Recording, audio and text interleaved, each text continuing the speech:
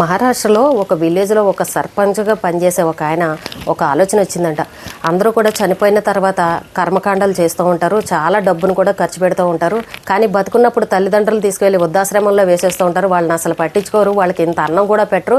కానీ చనిపోయిన తర్వాత మాత్రం ఏవేవో చేసేస్తూ ఉంటారు అని చెప్పేసి అతనికి ఒక ఆలోచన వచ్చింది. అందరిలోనూ మార్పు రావాలి, అసలు చనిపోయిన తర్వాత కర్మకాండాలు ఎలా చేస్తారు ఏంటి, అసలు దాని గురించి ఏంటో తెలుసుకోవాలన్న ఉద్దేశంతో అతను బతికొండగానే కర్మకాండాలు చేయించుకున్నాడంట.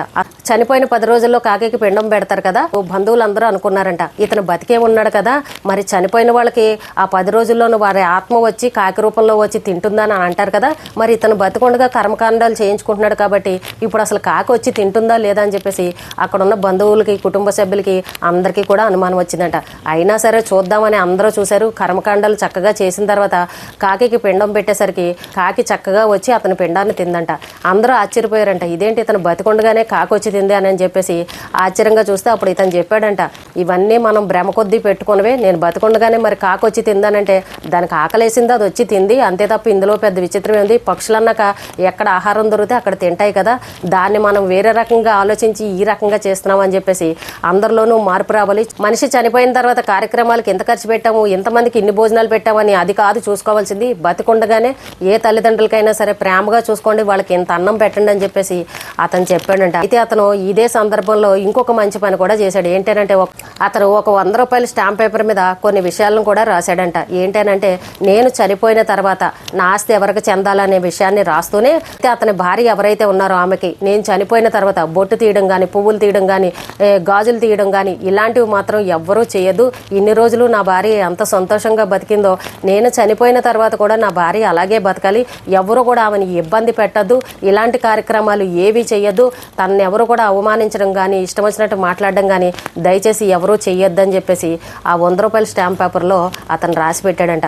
నేను చనిపోయిన తర్వాత ఏం జరుగుతుందో నాకు తెలియదు కాబట్టి నేను ముందుగానే అన్నీ రాసి పెడుతున్నానని చెప్పేసి బంధువులందరికీ కూడా చూపించాడంట. ఎవరైనా సరే వాళ్ళ ఆస్తుల్ని వీళ్ళనామాలు రాస్తారు, ఈ ఆస్తి ఈ కొడుకు, ఈ ఆస్తి ఈ కొడుకు అని రాస్తారు. కానీ చనిపోయిన తర్వాత కూడా నా భార్య అలాగే ఉండాలని బంధువులందరికీ చెప్పారంట. భలే విచిత్రంగా ఉంది కదండి. ఎవరైనా సరే వీళ్ళనామాలో ఆస్తుల వివరాలు రాస్తారు కానీ తన భార్య గురించి ఈ రకంగా రాయడం ఎక్కడైనా విన్నామా? మీరు బతుకున్న తల్లిదండ్రులకు ముందు అన్నం పెట్టండి, వాళ్ళు చనిపోయే వరకు కూడా బాధపడకుండా చూడండి, అంతేగాని చనిపోయిన తర్వాత మీరు ఎంత చేస్తే మాత్రం ఆ చనిపోయిన వాళ్ళు వచ్చి ఏం చూస్తారని ఈ రకంగా ఒక మంచి మెసేజ్ని ఇచ్చాడు. కానీ ఈ రోజుల్లో ఎవరుంటారు చెప్పండి, బతుకున్నప్పుడేమో తల్లిదండ్రులు తీసుకెళ్లి వృద్ధాశ్రమాల్లో వేసేస్తారు, ఇంకెక్కడో పాడేస్తారు, లేదంటే పట్టించుకోవడం మానేస్తారు, ఇంట్లోంచి గెంటేస్తారు. కానీ చనిపోయిన తర్వాత మాత్రం ఏ మూలన్నా సరే వచ్చేసి ఏం ఆస్తులు ఉన్నాయని పంచుకోవడానికి చూస్తారు. అలాగే గొప్ప కోసం చుట్టాలు ఏమన్నా అనుకుంటారేమోనని, నలుగురు ఏమన్నా అనుకుంటారేమోనని, చెయ్యకపోతే వీళ్ళు దెయ్యాలై మళ్ళీ మనల్ని జీవితాంతం పీడించుకుని తింటారని, లేదంటే మన పిల్లలకి ఆ శాపాలు తగులుతాయని చనిపోయిన తర్వాత మాత్రం లక్షల డబ్బులు ఖర్చు పెట్టేసి ఇంతంత చెంబులు ఇంతంత పళ్ళాలు కొనేసి వాటి మీద చనిపోయిన వాళ్ళ పేర్లు రాసేసి అందరికీ పంచిపెట్టేసి గ్రాండ్గా భోజనాలు పెట్టేస్తూ ఉంటారు. బతుకున్నప్పుడు అన్నం పెట్టరు కానీ చనిపోయిన తర్వాత మాత్రం గొప్పల కోసం ఇలాంటి కార్యక్రమాలు చేసేవాళ్ళు కూడా మనకు కనబడుతూ ఉంటారు.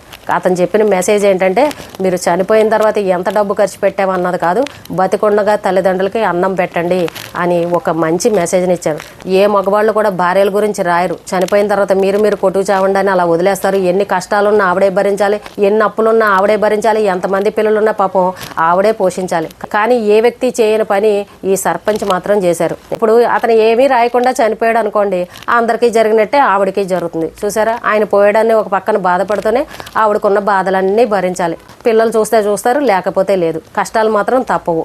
ఆయన ఒక సర్పంచ్ అయ్యుండి ఇంత తెలివిగా రాశాడని అంటే నిజంగా చాలా గొప్ప విషయం అనిపించింది. ఈ రోజుకి ఇదేనండి. రేపు మళ్ళీ మరొక మంచి వీడియోతో మళ్ళీ కలుద్దాం.